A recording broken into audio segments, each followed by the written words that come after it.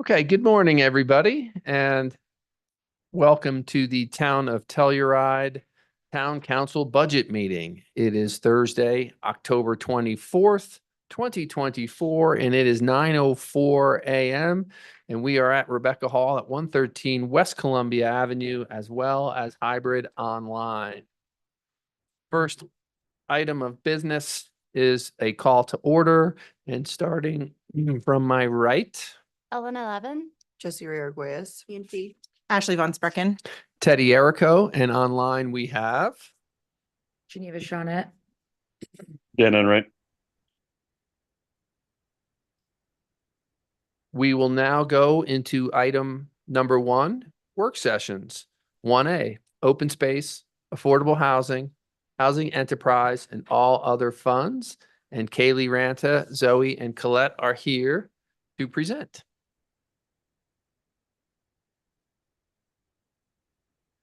Thank you, Teddy. So we will start out just going through some of our smaller funds and then get into open space, affordable housing, and then the Telluride Housing Authority funds. We'll start out with our debt service fund. This is used for special assessment debt service requirements, special assessment levies, general obligation debt, and lease purchase agreements. It's funded completely by a transfer from the general fund. And it accounts for a portion of the 2013 COP, which was refunded in 2021, connected with the Marshalls building, and the original financing is for the Pandora water treatment plant. The annual debt payments are about $25,000. And again, that just comes in as a transfer from the general fund. For 2025, that transfers lower because we'll be using some of the fund balance, but this fund normally operates with close to a 0 fund balance annually. Any questions on that one? The restricted fund is also one of our smaller funds. It is used for funds which are restricted and must be used for certain purposes. It's funded by various revenues and donations, such as the paper bag fee, which is charged at the grocery stores, dog surcharge fee, tree fee, Parks and Rec donations, and Marshalls donations. Any additional revenue from the festival attendance fee, which goes into the general fund, and then related expenses are taken out of that. And the additional revenue is transferred from the general fund into the restricted fund. So for this year, the available funds to be transferred are $32,255.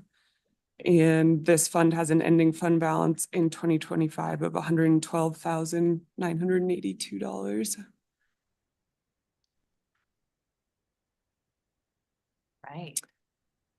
Are you going over this, or is Lindsay? Yeah, I think Darren and I can jump onto the sustainability fund. Sorry, hold on. Let me go. Oh, go ahead. Missed this slide. The energy mitigation The fund. energy mitigation. Yeah, you want to give the overview quickly? Yeah. It is used for energy conservation projects and to offset the town's carbon footprint. It's funded by green energy fees charged by the town through the building permits. The major revenues are the temp fee, green building fees. In the past, it's contributed to funding Sunnyside Net Zero projects, helps to fund the Green Grants program with Eco Action Partners, purchases trees for replacement programs. It's used for climate action plan projects. And the sustainability division is under this fund. So Darren's here to go over this more. Sure. I'll let you go ahead and just give the highlights of the 125 budget. Okay.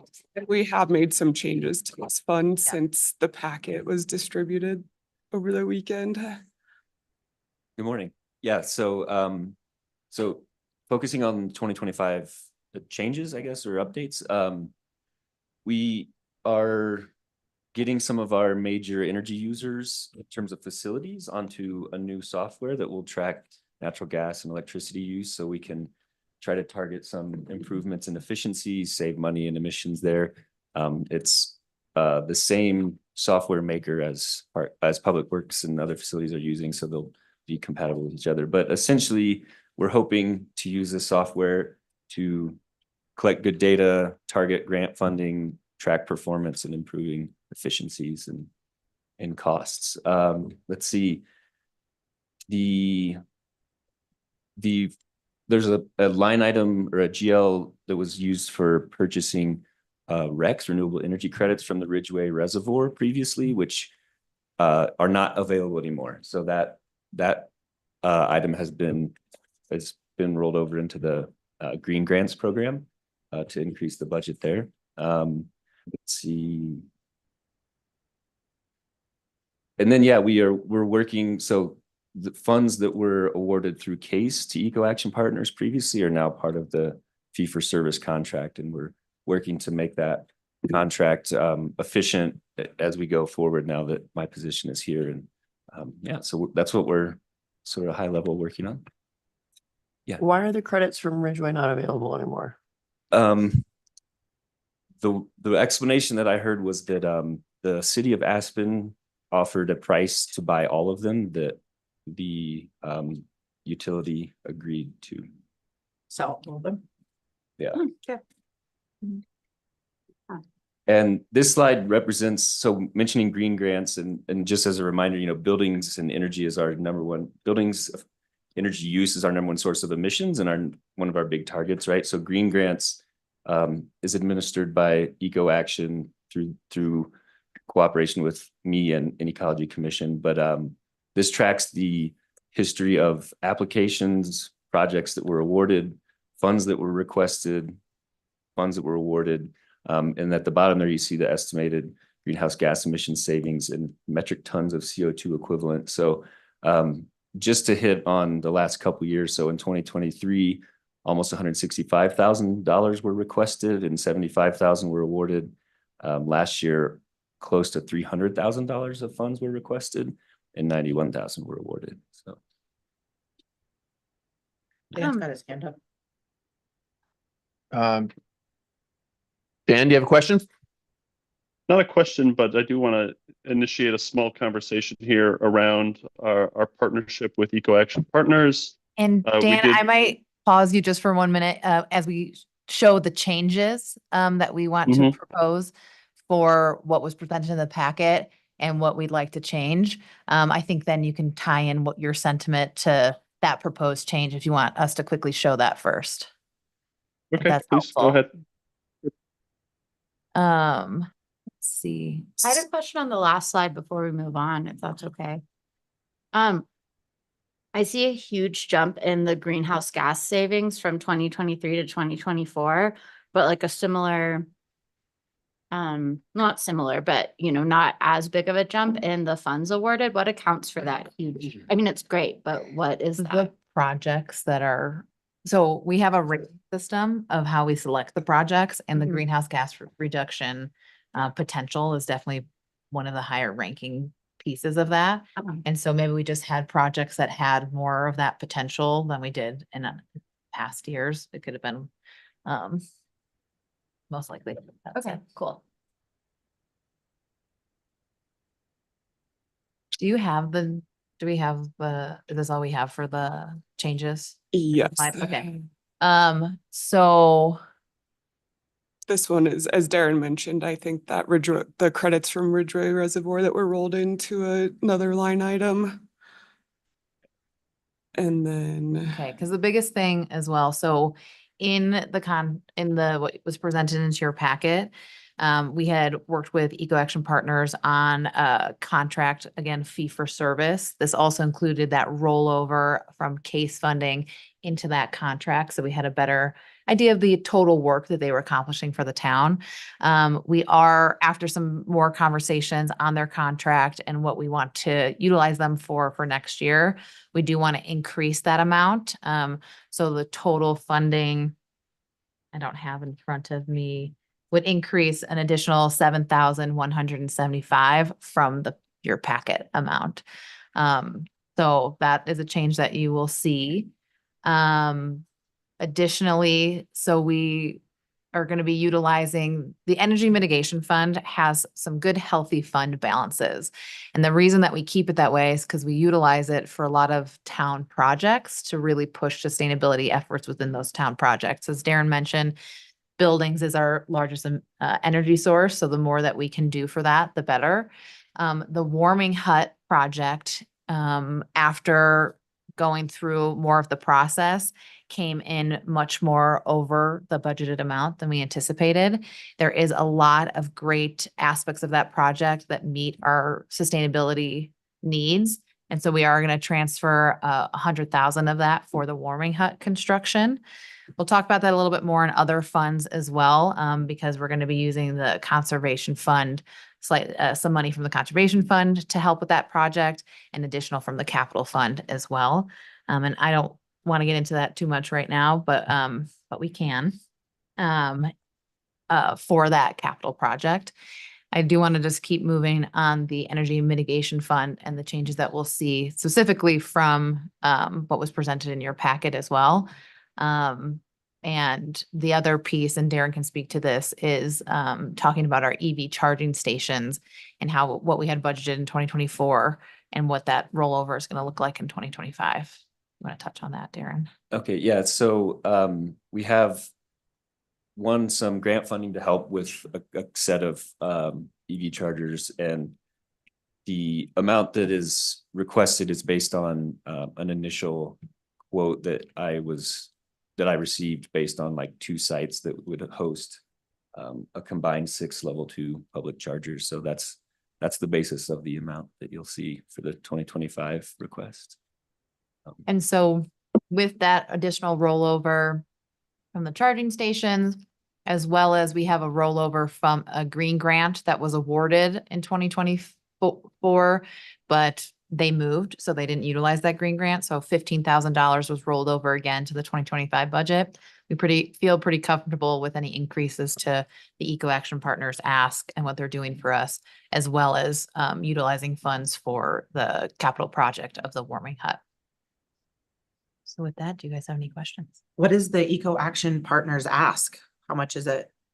So it's an additional, so when we were working with them through their contract negotiations, in order to make some of the things that Darren is working on and maintain still a good, healthy fund balance for those capital projects, we had asked them to decrease their contract amount. But with these rollovers and some of these other pieces, we're simply bringing up to their original contract ask, which is an additional just over $7,000 more than what we had asked them to reduce initially. Said So another that- way, I mean, I would say it's like the same amount year over Yeah, year, and it's the same actually a slight decrease, ever so slight, but yes. Mhm. Someone's online. So Yeah, and Kim's in the room too. Oh, yeah, happy to hear that amendment on that. We've been partnered with Eco Action Partners for 17 years now, and I think as we all recognize, climate action is one of the biggest issues of our region, especially a ski town being particularly sensitive to climate change down the road. I definitely want to continue to prioritize this, and I think the ask for what we receive, especially as we retool some of the contract provisions, making sure that there is alignment with Darren's new position and making sure there isn't too much overlap. I think we have a good understanding between Eco Action and the town to make sure that there's both synergy when needed, and also each entity is working in their own lane when needed as well. I do really want to continue to make sure that partnership is maintained down the road. And in the terms of our budget, I would say it's pretty minor, that amount, but in the terms of Eco Action Partners budget, it's much more significant for them. So I think we're getting a lot of value out of that still, from my perspective.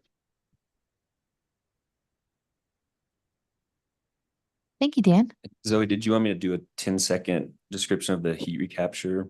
Sure. Just since you mentioned that. So Ryan McGovern isn't here, but Parks and Rec Facilities Manager is very really forward thinking on energy efficiency. And this would basically recapture heat that is produced in the cooling of the ice rink and use that heat for a useful purpose for warming the water in the Zamboni.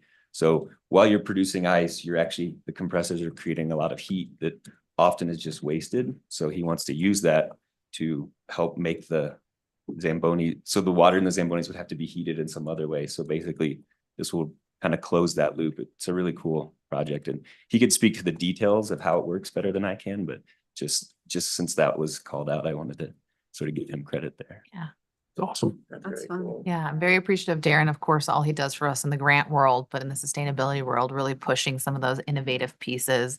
And I know in the years to come, we'll continue to have more asks in the budget as well to support the work that he's doing. Great. So any other questions for this Energy Mitigation Fund? Okay. Thank you. Darren, thank you. Thank you. Erin. Okay, we'll move on to the Conservation Trust Fund. This is funded by State of Colorado lottery funds. And the revenue is to be used for parks and recreation services and capital investments. There's been a change to this fund as well. For the warming hut project, we've increased the total expenses to 85,000 from 33,000. And there's an ending fund balance in 2025 of $112,700 in this fund. And I'll just touch a little bit more on the warming hut project as you're seeing some of our new adjustments to these funds. So with the Energy Mitigation Fund and the Conservation Trust Fund, we will see an additional 674,000 about also coming out of the capital fund in order to make the warming hut project work. We also will most likely be looking at the Oval and deferring a portion of the Oval project into 2026. Because we're going to be using some of that $600+ is what is going to be coming from that Oval project for this year. So we'll be deferring some of it to 2026 to make that happen. But obviously the warming hut is part of the Town Parks Master Plan. It's something that has been talked about for many years. So we're at the point of pulling the trigger on it. And I'm very grateful to Stephanie and her team for getting us this far and to the finish line and making this all work. And then, I don't know if this is a stupid question. Is that similar or the same thing as the GoCo funds, or are those grants completely independent of this? Different than this. Okay. Yep. Yeah. Yep. And there could be grant opportunities that we can explore for the warming hut as well. And maybe it will look differently, but at the moment right now with the revenues that we have available, this is what it looks like. And it probably would just be the Oval, because my recollection from Parks and Rec is that any GoCo funds have to be for exterior, outside use. Like we had to pay them back when we enclosed the pavilion, for example. Mhm. And Stephanie, I don't know if Stephanie's on or not. I don't know if Stephanie has anything else she wants to add or say, but she's here for questions as well. I think Zoe summarized it well. We are at the point of wanting to start construction for the warming hut next week. We're working hard on a contract, but there was after taking a month to value engineer everywhere we could, there still is a cost overage above what our available funds are. However, there is a very large savings compared to 2023. Our redesign did make a more affordable facility. I want to make that clear because those who have been on council know that was a discussion last year. So it was redesigned, very much simplified, but just the cost of construction at the moment has made this project more than we intended. But between these three different funding sources, we feel good about executing and having it ready ahead of next summer season. But we do got to get started here pretty quickly. And then the Oval project still is an important one, and deferring a portion of it means that we would still have funds to update the design for the Oval next year, and even start construction in the fall if that was ready to go.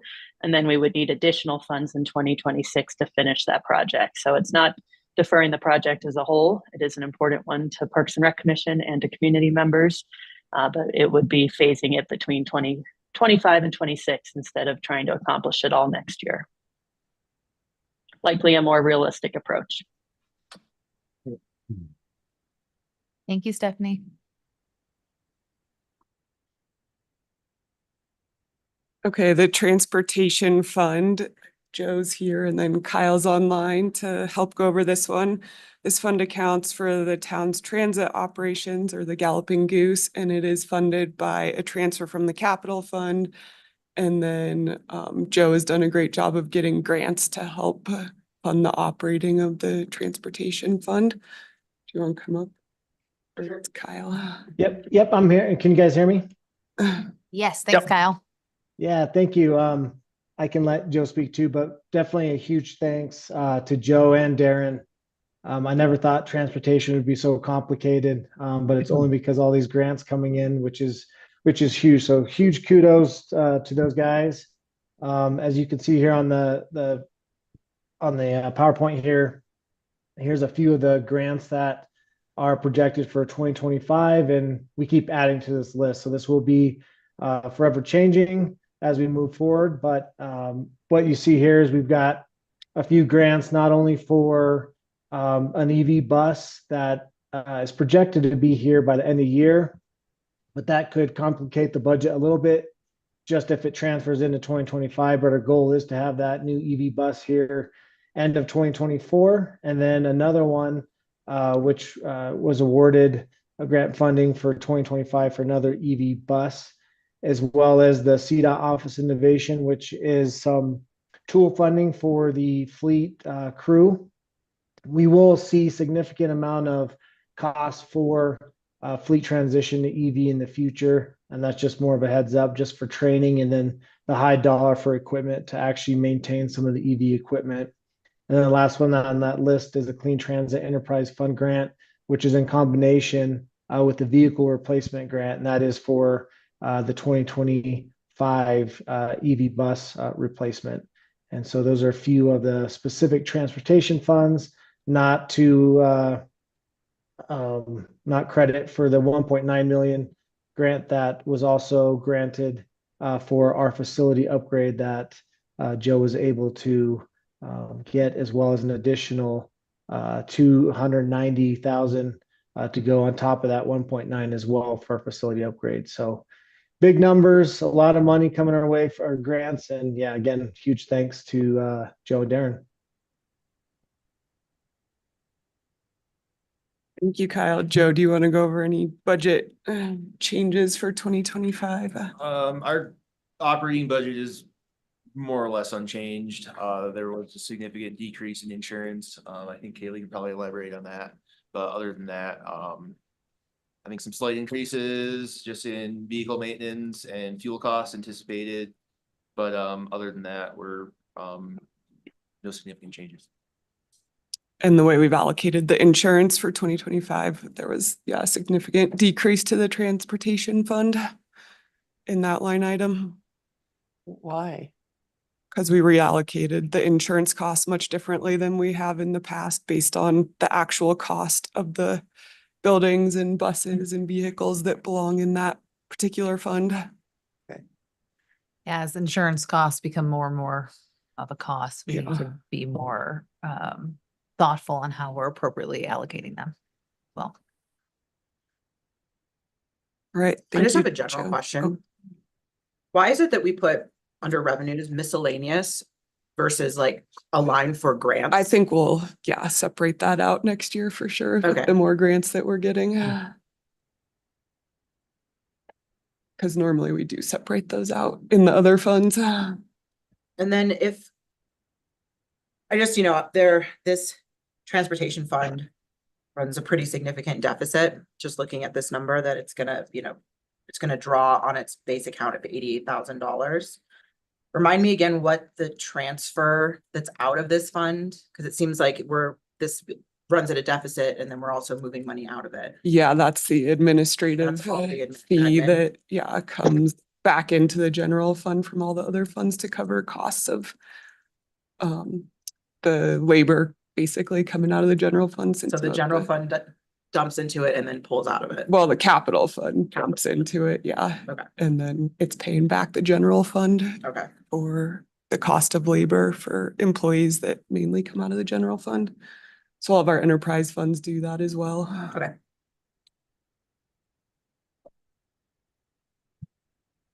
Okay, thank you, Joe. Thank you guys. Thanks, Joe. Thanks, Joe. We will You bet. move on to the Town Lodgers Tax Fund now. And this is a new fund that was created in 2022. It was created exclusively to fund activities related to tourism or marketing of the Telluride community, managing the effects of tourism on the community. Other purposes include, but are not limited to, improving the wastewater treatment facility, acquisition and construction of property for affordable housing and transportation services. It's funded by the 2% town lodgers tax on lodging rentals that was effective January 1st, 2022. And through August of this year, this revenue source is down 12.5% from 2023. So we have included a 12.5% decrease in our 2024 projected year end and then budgeted 2025 flat to that amount. There is $900,000 budgeted for marketing in 2024 and 2025, as well as an additional $508,000 from the general fund for marketing. And that in the general fund, that comes from 74% of business license and building license revenues.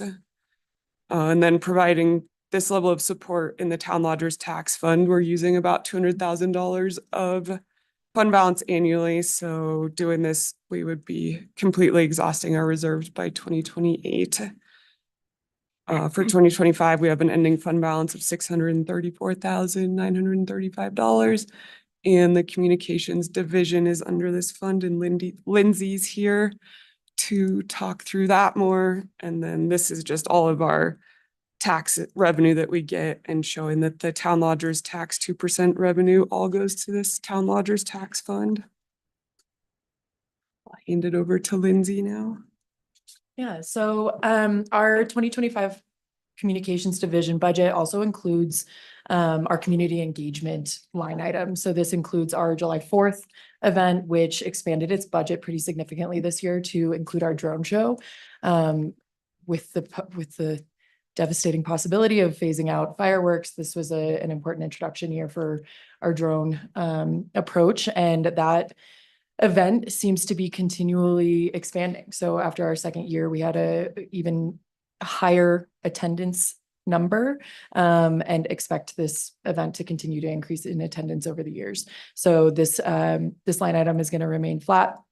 Excuse me, actually it's increasing, sorry, slightly, just to adjust to that drone addition. Additional community outreach and community forums that go into that public engagement line item include the New Year's Eve event, and then any sort of public forum that we host, whether that's for any of our capital projects that we want public input on, or the collective envisioning, for example. So our JEDI initiative to continue our outreach and engagement efforts with our Latin community.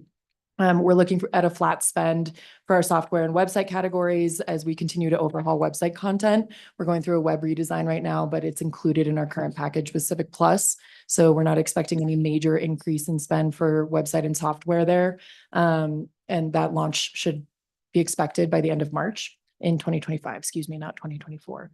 Our spend for translation services is going to remain flat as we implemented a new software and third-party translation service this year. We started really identifying what PDFs we need to maintain that we can't put online with automatic translation. So we have a handful of major documents, including the affordable housing guidelines, rental housing policies, and some of these other major public-facing documents that will need to be translated in 2025. So we'll have a flat spend there just to make sure we're continuing to be inclusive in our communications. Additionally, you'll see a rollover of funds for a phased approach for our wayfinding. We're in our discovery phase right now with our third-party guide studio. They just came on site this week to take a look at our current wayfinding system, and we have a nice gigantic phased project ahead of us. We had originally slated a handful of funds for this year to spend, but the majority of those funds will be rolled over to next year. We have grant funding for the planning phase that has a small match on our end, but the remainder will be rolled over to next year to start production this winter and roll out our first phase of signage implementation next spring. Thank you, Lindsay. Nice. Yeah. Thank you, Lindsay. Yeah. Thanks, Lindsay. I have a question. Yeah. Sorry, and maybe I missed this like in the description and stuff, but I noticed that for purchase services, which I think that's like a lot of contracting stuff that's in there. The 2024 amended budget has it at $883,000 expended, and then now the projected year end is 988, so That's- 100,000. I think that's marketing. Yeah, that's, Mhm. Yeah. we thought more would come out of the general fund with business and building licenses, and that's not gonna happen, so we moved more to this fund. Mhm. Okay, I mean, I just was a little concerned, like when you were talking about that this fund is gonna draw down, Mhm. and so I'm just, And I'll speak to that a little bit more, Okay. Ashley. So we currently, through council direction and working with the tourism board, our aim is to budget about 1.5 million over for this year and next year. When the original discussion was, it was obviously you can't commit to funds that haven't been appropriated, but the hope was over the next 3 years to provide 1.5 million for marketing and services, and then reassess after that 3-year period of what that looks like. So after next year, that 3-year period is up and we'll reassess. The reality of our contracts that we execute annually, it is per available funds. So while we look to budget 1.5 million, in reality, the spend this year is going to be closer to around 1.3 or so. 1.4. 1.4 or so. And so on and so forth. So we will be very conscious of those reserves as we work with them annually. Because we're working with the revenues that we have. So as we look mid-year, if it's less, then I have a conversation with them on the next marketing spend that, yes, I understand that that's what we budgeted, but that's not a reality of what we can accomplish. And so we lower that amount. So we definitely coming up in the future, we'll most likely have to look at the reality of those revenues and what we can commit to marketing. yeah, because this one only gets the revenue from the from that tax. There's nothing else dumping into this, and so. Yeah, that's correct. Like- Yeah, lodger's tax and bit from the general fund from the business licenses. Yeah. Just, yeah, the town lodgers tax is the only revenue source going into this. Right, fund. this fund. Yep. Yeah. Yeah. But there's for no- there marketing is in no- particular. Yeah, marketing comes out Yeah. of the general fund as well. Okay, I was just curious about that with Yeah. differential. No, I mean, it's a great highlight to Yeah. note. Okay, the Airline Guarantee Fund is used to support airline services at the Telluride and Montrose airports, and it is funded by a 2% excise tax on lodging rentals and sale of food and drink served or furnished in restaurants and bars that became effective on January 1st, 2004. The town retains a 2% administrative fee on this revenue, and then the remaining is passed through to the Telluride Montrose Air Organization. This revenue source is currently down 12% from 2023 through August of this year. So that's what we've done for our 2024 projected year end, and then 2025 is budgeted flat from 2024. And this fund operates with a 0 fund balance annually.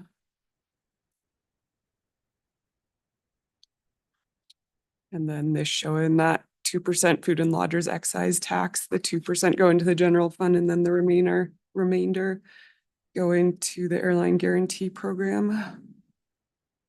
And that's down basically because of the lodging revenues being down, right? Yes. All the lodging revenues seem to be down about 12% through August. Okay, we'll move on to the open space and affordable housing funds if Lance wants to come up here. The open space fund is used to acquire and maintain open spaces, including debt payments for properties like the Valley Floor. In 2023, we did reallocate some of these funds. So now 5% sales and use tax, property tax, motor vehicle tax, business and building license, real estate transfer tax revenues is transferred into the open space fund. And then any unspent revenue is allocated to a set aside account, leaving a 0 fund balance at year end. So for 2025, the set aside is $4.9 million. Thanks. So as you may recall, the open space fund was reduced by about 80% as far as the revenues with the action that happened last year. So basically it's generating about 900,000 to $1 million a year.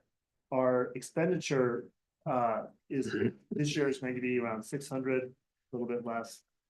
That's about what we're projecting for next year. Each year, the town council approves the open space work plan, which identifies all the different expenditures that come out of the set aside, or I should say, most of the expenditures. If there's a land acquisition or more of a one-off type of thing that goes to town council, and council evaluates whether or not the funds are available to proceed with a land acquisition, for example. So the open space work plan usually goes to the commission sometime early in the year. Sometime between January and February, sometimes March. And that's when you evaluate those specific requests for that year. And I can show you the work plan if you want to see what that looks like typically. It changes. each year. mic, Lance, please. Yeah. Tiffany, can you share that document? Haley, I'm gonna have to stop sharing your screen. Oh. So again, the work plan is evaluated not as part of the budget because it changes each year. So the council actually goes through that each year and decides whether or not those are appropriate projects. A second, I just received it, so I need to open it. Yeah, and again, it's not part of the budget. It's just, this is what typically would happen in the set aside. So it's not really. No, part of your sorry, budget Lance, I can't discussion. open it because Adobe's not installed on this computer, so Okay, sorry. well, I can log on to this meeting. And do it that way. Send it to me, Lance. Sure. Send it to you right now.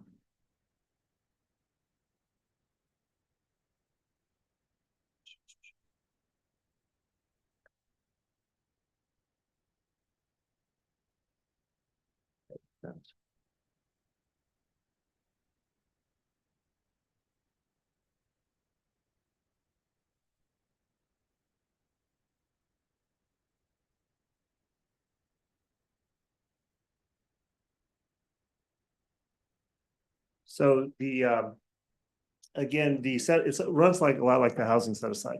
In the housing set aside, we do not identify specific projects that the town council may or may not approve in the future. When they're approved, then they become part of that budget.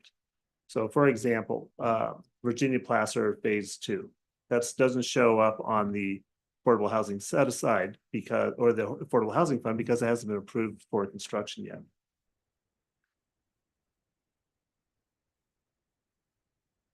That work? Yeah. Share my screen again.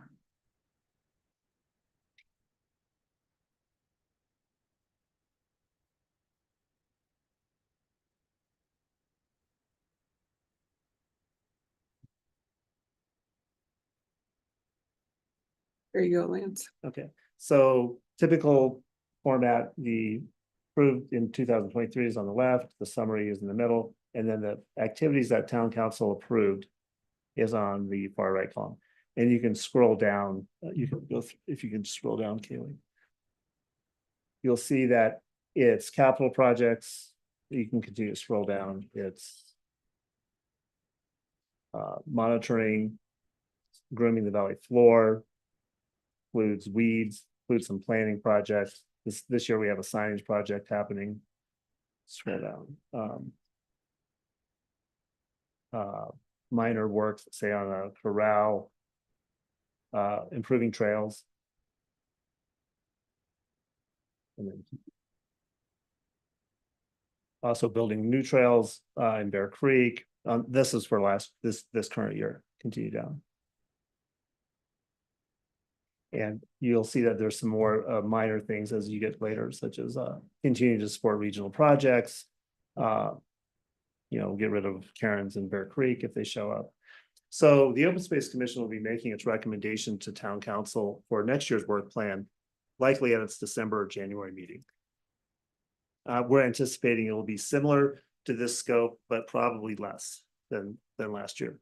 So we will be, the Open Space Fund will be running positive next year, pending any major land acquisitions or other major projects that are unforeseen right now. So it'll be a gain, it'll be gaining in funds next year.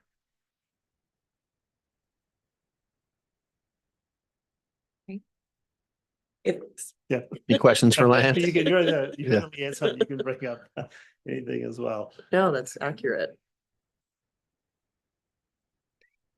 okay, Actually, you look perplexed. I'm just, if we're saying in this meeting that it's gonna be gaining in funds, why does our projection show that zero with that set aside? I'll let Kaylee answer that. It basically shows the set aside is being 100 expended each year. Even though we're not expending that, that's why it's accruing in fund balance. There's 4.9 in the set aside right now. We're projected revenues, I think next year of 950 or something around that. Our 958. Yeah, the annual work plan will probably be totaling around 600. So could be less, could be more. The set aside. Out of the set aside, yes. Actually, it'll be less than that on the set aside. Okay, And again, council controls that 100%. When the work plan comes to you, you can decide if that's too much, too little, you want to adjust it. That's when that happens. Okay. But we always come in within the budgeted amounts as far as the set asides go. Excess that does not get spent goes into the fund balance for the next year. just interesting that we're proposing a zero balance though. I think that's just the, Ask Kaylee about how Okay, that it's works fine. accounting wise. Yeah. I I think the purpose of that is as we work through the acquisitions or work through the work plan with council and the timing of it. There's just uncertainty in that spending. And so it's a more conservative option to have that zero balance with the option then if excess will just be rolled into the fund balance. Okay. That piece. And do the same thing in the Affordable Housing Fund Yep. Correct. because of the That- uncertainty of the exactly. projects for that next year. Thank you.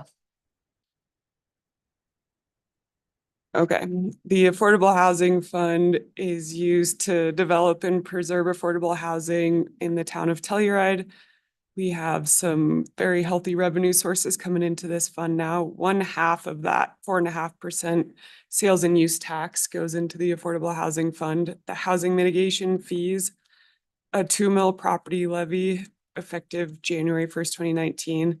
2.5% short-term rental excise tax effective January 1st, 2020. And then as of this year, that short-term rental regulatory fee of $857 per bedroom. All additional revenue not spent during the year is budgeted to a set-aside account, making the fund balance zero at year end. For 2025, this set-aside is $8.2 million. And this fund subsidizes projects to keep rents lower than if the full cost of the project was financed. The short-term rental excise tax is down 12.5% year over year through August. So that is what we have put in for our 2024 projected year end and budgeted 2025 flat to that. And then our sales tax revenue related to short-term rentals is down 12%. But overall, that sales tax is almost flat from 2023. So we're budgeting that flat, just like we did in the general fund. And there's those two tax revenue sources going into the Affordable Housing Fund. And this is a great graph of all those revenues coming in, showing that that tax revenue at the bottom there in the light blue has decreased a little bit. Or sorry, sales tax is flat. The peach is the sales short-term rental excise tax revenue, which is decreased. And then the property tax, which went up considerably this year based on the valuation of property. And then the housing mitigation fee is definitely higher this year than what we've recognized in the past. And then at the top is that new regulatory fee on short-term rentals. Lance, do you? Sure. So for next year, or it could be happening at the end of this year, you'll be considering making funding decisions out of the affordable housing set aside for the Shandoka Phase 2, building up Phase 2, Shandoka or Virginia Placer Phase 2. And also the other special projects such as participating with the foundation, funding housing needs assessments, We also have the planning projects that are on the council's goals and objectives, such as Carthage. There's a housing component to the Lauderdale parking structure that will be paid for out of the housing fund on the planning. And we also have other projects that we might be bringing forward to council, such as analysis on public-private partnerships for future development and things like that. So we're basically, I'm estimating that we will be way under the 8.2 that's in the set aside. Next year will be a gaining year on that fund as well. That even with the what I'm estimating, what James is estimating, the subsidies for these projects moving forward, we will be less than the revenues actually coming in next year on an annual basis. So that fund should be increasing next year, not decreasing. Now, that's not always gonna be the case. You know, when we did Voodoo, for example, that brought the fund balance down quite a bit, but it's recharging and building back up.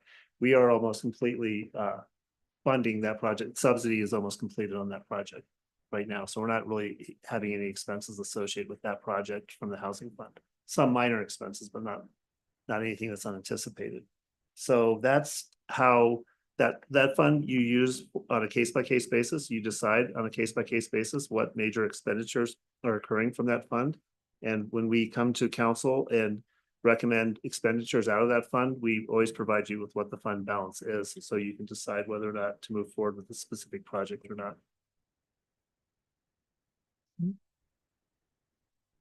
And I'll just jump in for the Affordable Housing Fund and Lance mentioned the foundation. So in our previous council meeting, we discussed utilizing some funds from the San Miguel Regional Housing Authority. Those funds are, after some more research, look like they are not available at that total $617,000. In reality, it's looking closer to just a total of $54,000 that would be available out of that fund. So if council had and wanted to provide staff direction to still look at that program and utilizing the Affordable Housing Fund, we can do an assessment that would come out of this set aside, as Lance mentioned, to provide that ask of about $250,000 from the foundation for the loan assistance program. And we can come to you closer to that November 19th meeting for that discussion if council would like to look at that further.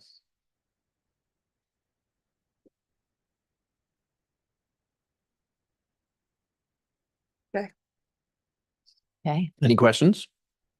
Would you like us to come to the November 19th meeting, looking at that further for the Affordable Housing Fund? Okay. I think so. Yeah. Great, thanks. We will do that. Thank you, Lance. Lance. Thank you, Lance. On to Child Development Fund. This Yeah. is new this year, when the town took over Elaine's Place.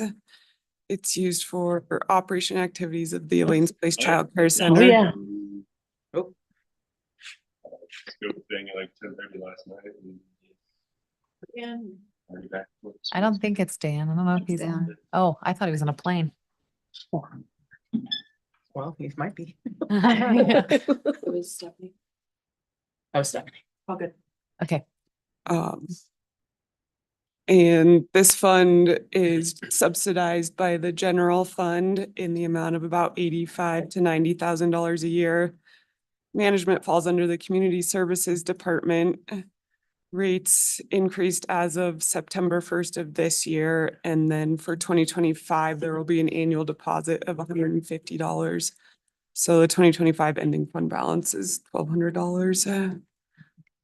Delaney, do you have anything else to say about this budget? No, I'm glad that the budget's being presented like it is. Leah's doing a really great job of finding other grant sources. She's really digging into that. So hopefully this will be kind of a conservative approach and it will look better. Mhm. And as we keep looking at that regional approach as well to childcare and how collectively we are subsidizing childcare, we'll continue to work on this model. Whether it's increasing rates to the true cost of the operations and subsidizing in financial aid in a different way or providing more support. So we will continue to evolve this as we tackle this critical issue that we have for our community. Okay, we'll move on to the Telluride Housing Authority funds if there aren't any other questions. Do you want to? Yeah, so with this, obviously the conversation, we got a lot of great direction out of the previous THA meeting of the implementation for a tiered rental approach. We also received some direction of what implementation council would like to see from a budgeting standpoint. So right now, we're going to be looking at how we are attempting to budget for 2025 through a implementation of a tiered rental structure. With that, we have provided the two that council asked for, one at a 10% annual staggered increase, a 15% annual staggered increase, and then a staff recommendation. So we'll go over those modelings and a description of the staff recommendation. And the staff recommendation is what you see in the budget projections for right now. I don't know if we want to. Do you want to look at that spreadsheet model Yeah, I think first? we'll put up the model to go through it. Look really gray. No, you don't. Delaney, which one do you want to start with? Maybe Sunnyside. And I think, Delaney, do you mind going over the assumptions and going over the analysis and reasoning behind the staff recommendations within the model? Sure, let me get to the right page of the packet for that.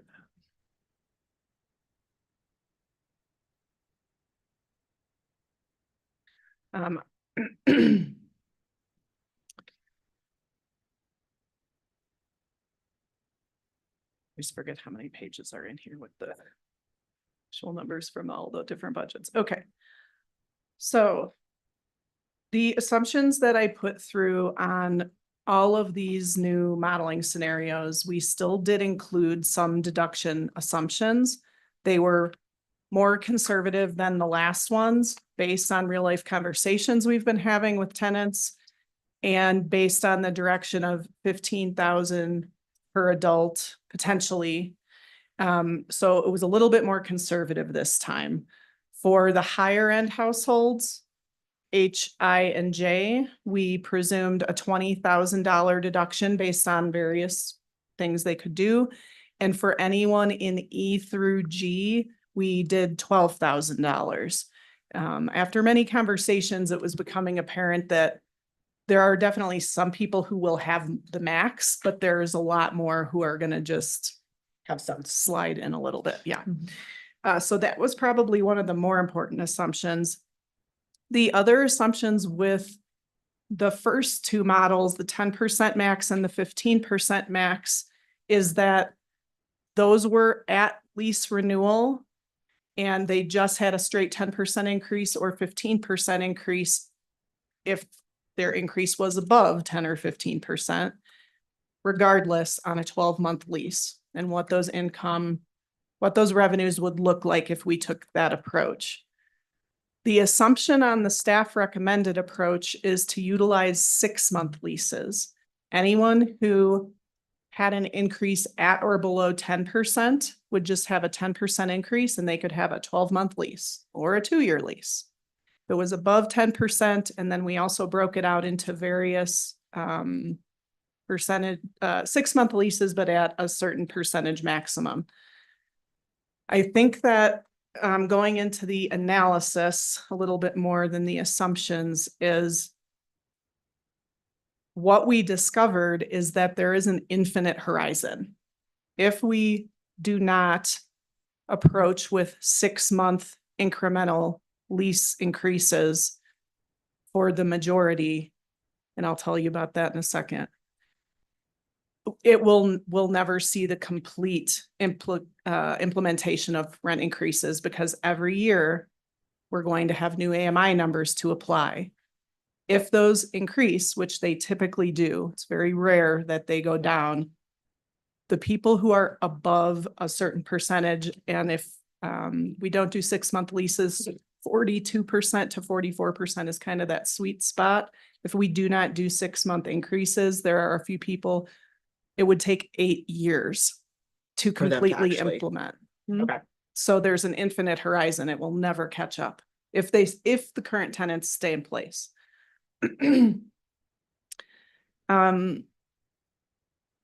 I did put some of the details in here for households that would be decreasing, which is also going to be a big implication on the revenue sources. And I think that those are probably the best highlights for the analysis and the assumptions that were utilized for these models. I did want to touch on what I said about the majority of the households. Apologize, I did not have time to create an additional graph for this. I did make some notes for myself. Happy to type it up to send it to you later if you want to see it after the fact. I went through each of these 3 properties and laid out how many households are decreasing, how many households would have a singular 12-month new lease at or below 10%, and then the other ranges that are mentioned in the recommendations. For those households that are at the very high end, and there's not a lot of them, but for each individual household, it feels significant to them. So I don't want to downplay that it's a small number. At Shandoka, for example, there are 5 households who would be facing an increase in excess of 130% of their current rent rate, and one as high as 186%. We have already had consultations with 3 of those 5 households in what other options could be available to them going into the future, and that we will work as best we can with them. Maybe it's a 4-month lease, whatever it looks like, but we really are looking for some clear direction on what you would like to see put into place for the policy. The other thing that occurred to me that I didn't think to write out in the narrative was staff would still like to retain a bit of discretion with how these, if you are on board with a 6-month incremental increase for people, we would like a little discretion. For example, if someone has a 14% increase over what they currently pay, instead of doing a 10% and a 4%, we'd love to do a 7 and a 7, just to give whatever relief we can to households as we go through this exercise. Thanks. Are we okay with that? Do we need a thumbs up? Yeah, if you're good with that. Yeah. Great. So again, I just want to be very clear with the good with that. So the good with that is within the enterprise fund, the staff recommendation of implementation, you guys are giving a thumbs up of that. It's how we are going to be budgeting for the 2025 season. Great. As a reminder, we will be discussing this on the 29th as the context of the THA policies. So you'll see this mirrored in that THA policy piece, which you will then look to approve at that point within that policy. But we're getting a good thumbs up of that implementation for the enterprise funds for 2025 and how we're doing that. Great. And I got everyone, sorry, I missed you, Geneva. Did you have a thumbs up or any comments with that? Great. Okay. Thank you, everybody. Wait. Okay. Oh, yeah, you got to go through your enterprise funds though. Oh. Do we want to Don't- go through? Don't these, escape or- yet.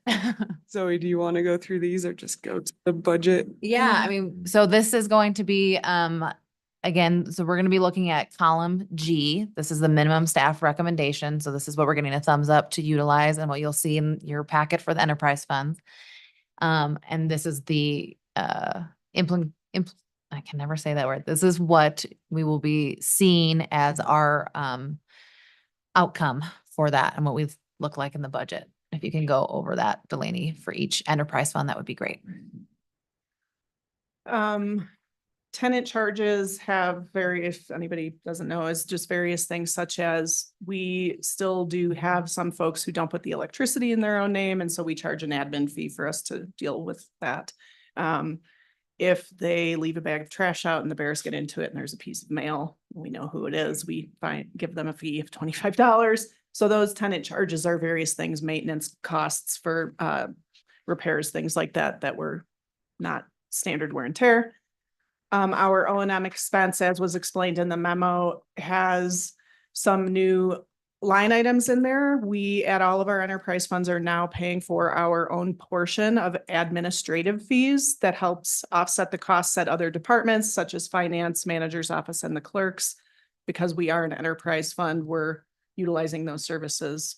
And then insurance, which is the, sorry, I never say this right, so Kaylee may need to help me, but it is the actual asset value of our buildings, and it's based on a percentage, like a pro rata share across the board.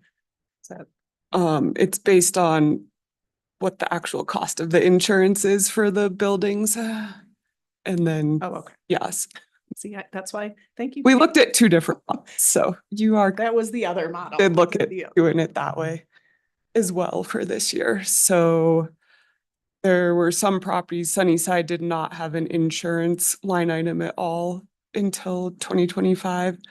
Virginia Placer and the boarding house did. There's not a whole lot of change to the insurance line items in there.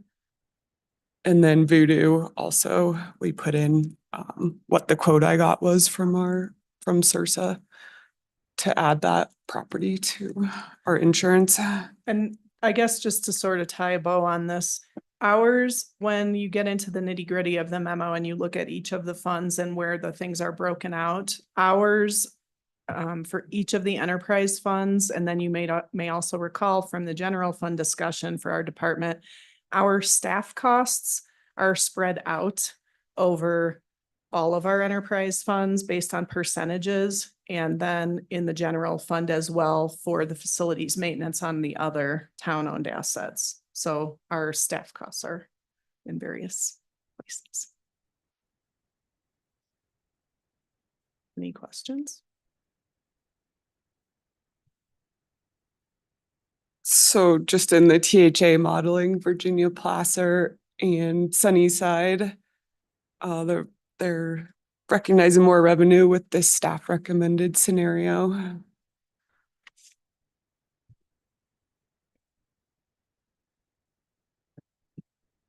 And I think we'll go back to the budget portion of I this. think Is that's that great. okay? Thank you. Is it cute?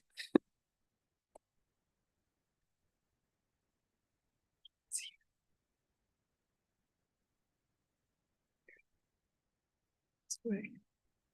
It's not on that screen. Let me try and get back to the slides. Hold on.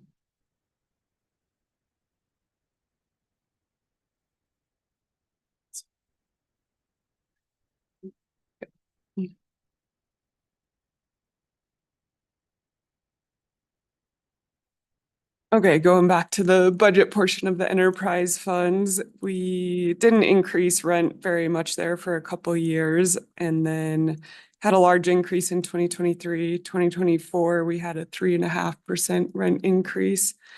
And then the 2025 proposed budget is shown with the tiered rate scenario for Sunnyside, Shandoka, and Virginia Placer. And then the boarding house has a 5% increase.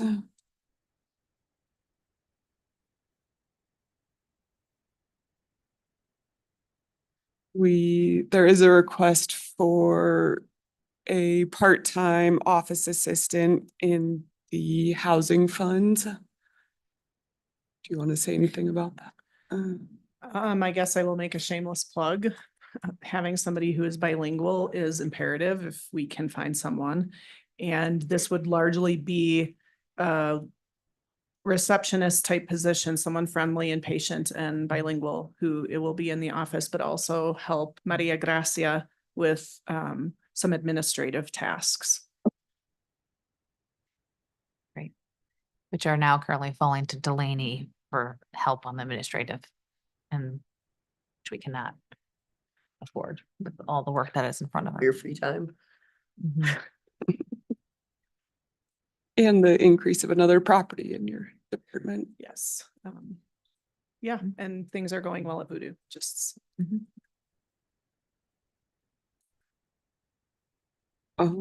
So for all these funds, we have increased the water and wastewater utility expenses by 14% due to the 18% increase on wastewater rates and 5% on water.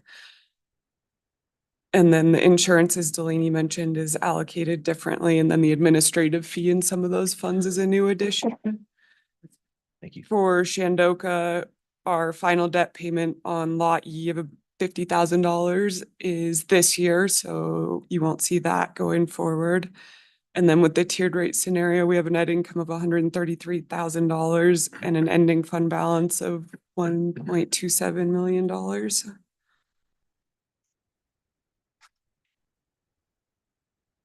For Virginia Placer, same budget differences on water and wastewater rates, admin fee, and insurance.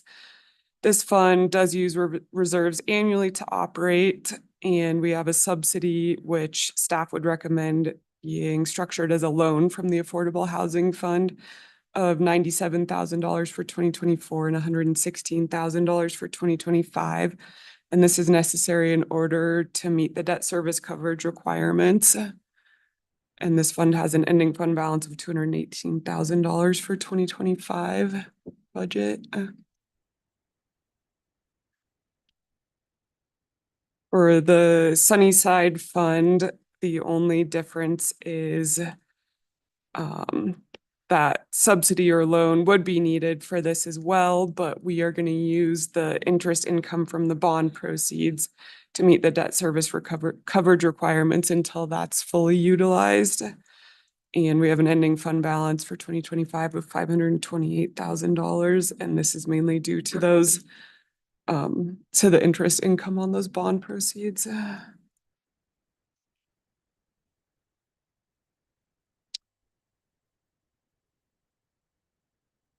So for Voodoo in the packet, it shows a rent loss of $40,000 for this year due to the project just being a couple weeks late, but that's actually not going to be a transfer. It will just be a payment directly out of the Affordable Housing Fund into Voodoo. So it'll just go in there as rental revenue instead. So that's a change that we'll make to the budget after this.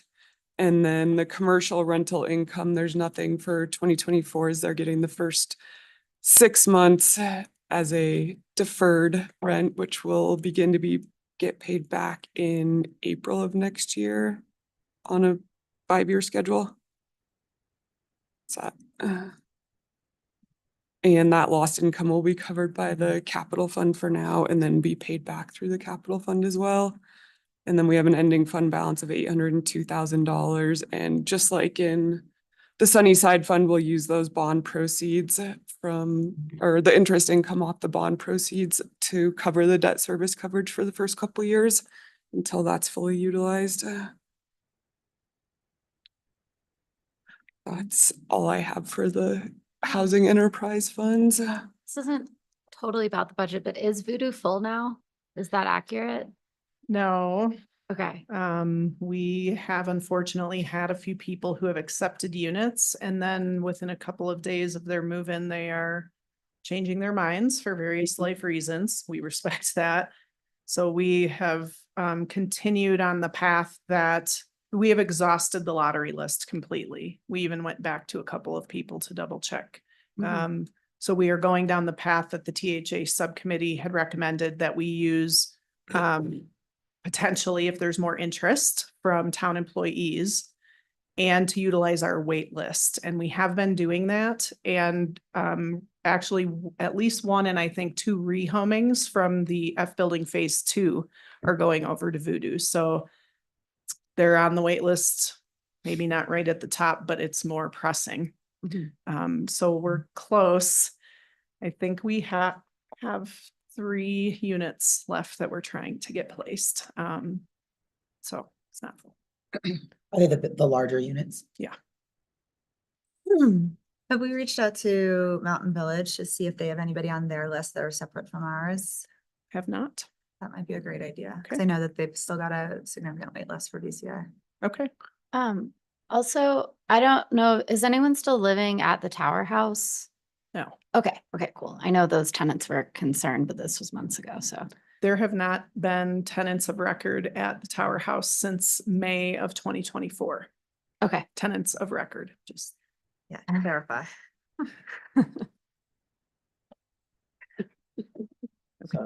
All right. Thank you. Stellini.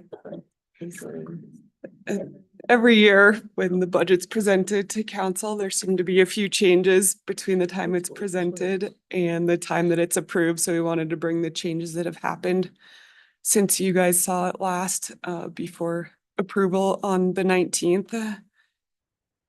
In the general fund, we did allocate that insurance differently, which is different from when it was presented to you first. In Parks and Rec, there's just some small changes to the apparel, employee appreciation, and telephone line items. An increase in the marketing line item in the general fund to include 74% of the short-term rental business license revenue. The child development transfer increased by $5,000. An increase in the salary for the judge, which hasn't been done in several years, as well as the liquor licensing. The A stand for? Authority and marijuana. And marijuana Liquor licensing marijuana authority. And then in finance, increased a vacancy from 80% to 100%. In the parking fund, in addition of a vehicle for the license plate reader system, which wasn't in there. Increasing the vacancy, does that mean that you've increased the amount budgeted for that full-time employee's salary? Yes, it was Okay. at 80% of a full salary, and now Got it's at 100%.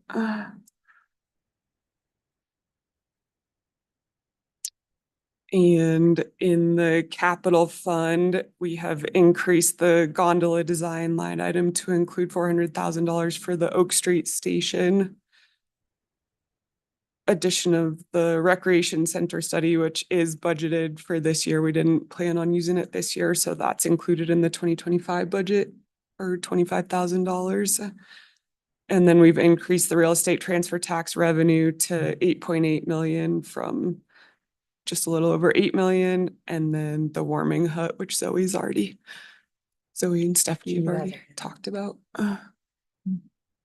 Geneva, do you have a question or comment? Oh, yeah, I did have a comment. I just wanted to say thank you so much to Delaney, Kaylee, Colette, and Zoe for putting so much time into the modeling, because that just made that a really great recommendation and great data to back it up. And I think we're all really appreciative. So just wanted to throw that out there.